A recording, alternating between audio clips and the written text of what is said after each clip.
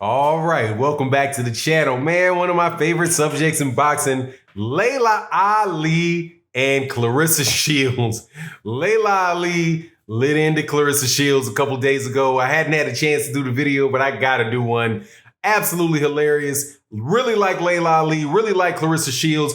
But Laila Ali says, she's like, look, this is why I beat her. And she said, facts. This is just what it is. This is why I beat her. Her being Clarissa Shields. So let's go through that and what Clarissa Shields said in response to that in this video.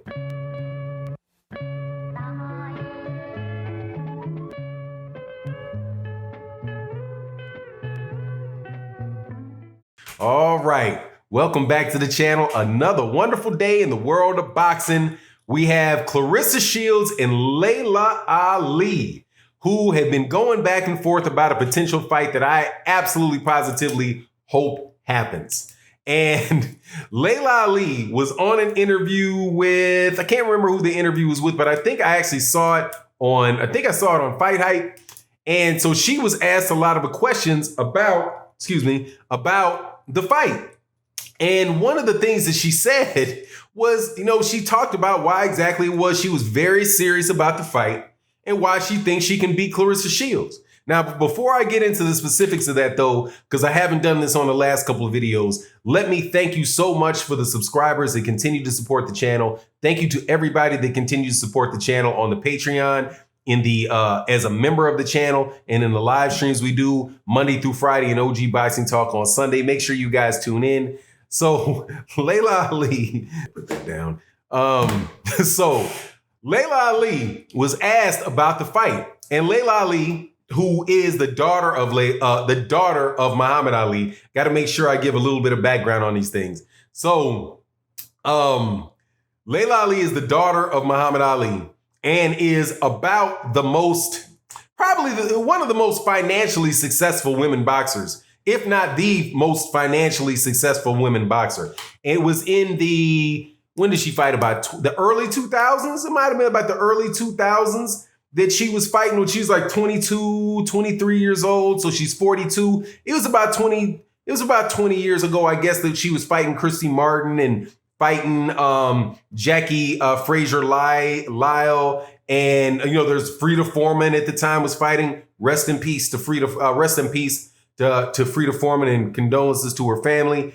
That was a really exciting and interesting time in women's boxing because there were good fighters, very good fighters like Ann Wolfe, like Lucia Riker. I think Lucia Riker was there at the time, right? Very good fighters, like top-notch fighters like that. And then you also had women fighters with very big names, and their names were big because their fathers' names were big, right? You had the three heavyweights of the big three heavyweights in the 1970s, aside from, not including Larry Holmes in the later portion of the 70s, but George Foreman, Muhammad Ali, and Joe Frazier, you had their daughters fighting. So there's a lot of excitement around it. Laila Ali is a very good fighter, and was something about Laila Ali that I didn't appreciate at the time was that Laila Ali was getting knockouts. Laila Ali, if you look at her record, she has first of all, she's got a good number of fights. He's got like 22, 23 professional fights, and she has a lot of knockouts on those records too. So she was somebody that was pressing the action and getting girls up out of there. And that is the reason why she believes that she can, even at this advanced age, can beat can beat Clarissa Shields. She said, look, Clarissa Shields is too small. She's too small, and she can't punch. And even if, and she's a good boxer, but she doesn't fight well enough to keep me off of her. She's just too small. Now, I personally have been around Laila Ali, and let me assure you, that's a big woman. I mean, I want to say, I think she's listed at 5'10". That's a true 5'10". That's a true 5'10". That's not somebody that's 5'8", trying to amp up their heights to 5'10". She's walking around, and my first reaction to her was that she looks like she's about 6 feet tall. And I was like, she's a big girl. She's not like, she ain't a skinny mini. She is a She is 5 foot. Say she's 5'10", 5'11". She's 5'10", 5'11" with nice size. I think when I saw her, and obviously she wasn't in fighting weight. She wasn't fighting weight. I would say she was somewhere around maybe 5'10", 190. 5'10", maybe 190 pounds. Women's weights are a little bit off, but she looked like she had solid muscle there. You know what I mean? Like muscular legs, muscular arms. So, and then she had, of course, she had some baby fat on her or whatever because she wasn't fighting at the time. This was shortly after she retired. She's a big girl. She's a very big girl. So the fact that she would say that that's the reason she thinks she can beat her, hey, man, it could be the situation like a George Foreman, right? George Foreman was somebody that a lot of people wrote off after having sat out about 10 years. And about 10 years, similar to, I think she might have been out a little longer than 10 years, but it was pretty much the same scenario. Somebody that won a championship. She went, Laila Ali went undefeated and she retired, and then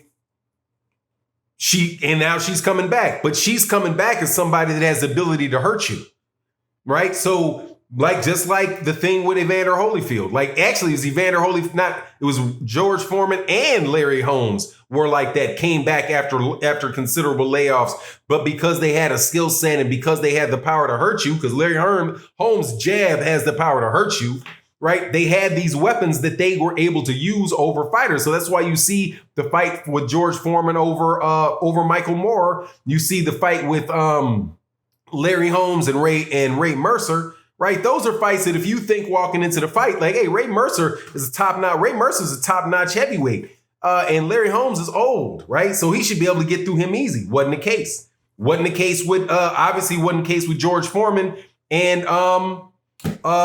Michael Moore. And if you listen to what Evander Holyfield had to say about George Foreman, he was like, that wasn't the case with Evander Holyfield and George Foreman either. Now that George Foreman was well over 40 and he fought a prime Evander Holyfield,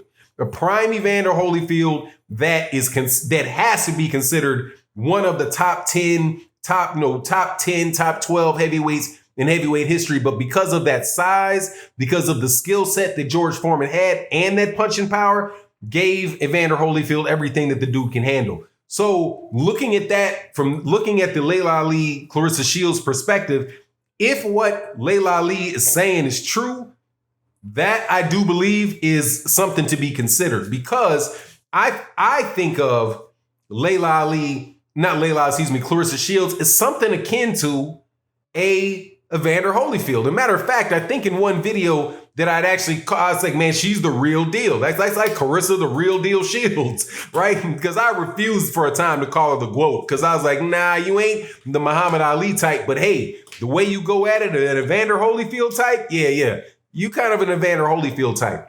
But she is not, similar to Evander Holyfield, she is not a tremendously powerful puncher.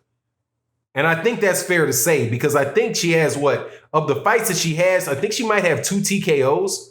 I don't think that there's any fights where she's clearly just like knocked somebody out. And power to a certain extent is something that you're blessed with. And I think that Laila Ali is blessed with it and Clarissa Shields is not blessed with it. So you have that issue. Now, who do I think is going to win the fight? I clearly think that Clarissa Shields is going to win the fight, because although there are these things that are out there that that would help sell the fight, right? The idea that there is some doubt to it because of the size of Laila Ali, because of the power of Laila Ali, or that she is demonstrated in the past that, hey, she could, even at an advanced age, with what Laila Ali said about 8 months. She's like, it'll take about 8 months for me to get ready for it. But then, yeah, I would actually be able to get in there and do it. It's right beneath the surface. And actually, when she said that, that's what made me believe that she was actually serious about it. Obviously, provided that the money is right. Because she's like, look, you got to come up with the money, because I've got other things that I'm doing. And I can't just, I'm not going to just donate my time to the fight. It's got to be amount of money that is going to make it worth my while to sit everything else that I'm getting done down and go at it. Now, for the reason of her explanation with the size and her explanation that she gave with how long it would take for her to prepare, saying it was going to take about 8 months, that's telling you, okay, yeah, that to me told me, okay, yeah, she's seriously thinking this through. The last thing, though, about this, and this is the biggest thing that tells me that Laila Ali is probably serious about this fight, and that's her last name. Laila Ali is not shy at all about saying she's the daughter of Muhammad Ali. And in fact, when she said why this fight was so big, why she believes that the fight with Laila Ali, with Clarissa Shields is so big, she said that, hey, you have Clarissa Shields, who's, the two-time Olympic, the champion, and then so she's going to bring the hardcore boxing fans. I'm the daughter of Muhammad Ali, so I'll bring the casual fans or the people outside of it, and it'll be a big fight. The fact that she said that, right? And and if you've ever listened to her talk, she always says, I'm Muhammad Ali's daughter. She doesn't hide behind it. She's not like trying to act like she's trying to be something different or separate from it. So what that tells me is that she takes her father's reputation seriously. And there are just some people who are wired to fight. And Laila Ali, to me, with her personality, seems like she is wired to fight, number one, right? And number two, that she takes her name and her father's legacy serious enough where she's not going to play around with it and fake like she wants a fight that she doesn't want. Because that's not the example that she saw set for her when she was introduced to the sport of boxing. She was introduced to the sport of boxing via a guy that literally would fight anybody, who fought anybody and everybody. Every top heavyweight from pretty much from 1960 to 1980 got in the ring with Muhammad Ali. And he got into the ring with them multiple times. Dude was not afraid to lose. He wasn't afraid to lose. And I doubt very much that she did not get a sense of that and wouldn't be willing to carry that on. I believe she'd be a person of her word. I do pick Clarissa Shields to win the fight, but gotta love the conversation. Anyway, it is what it is. You let me know what you think in the comment section. And with that, I'm out. Peace.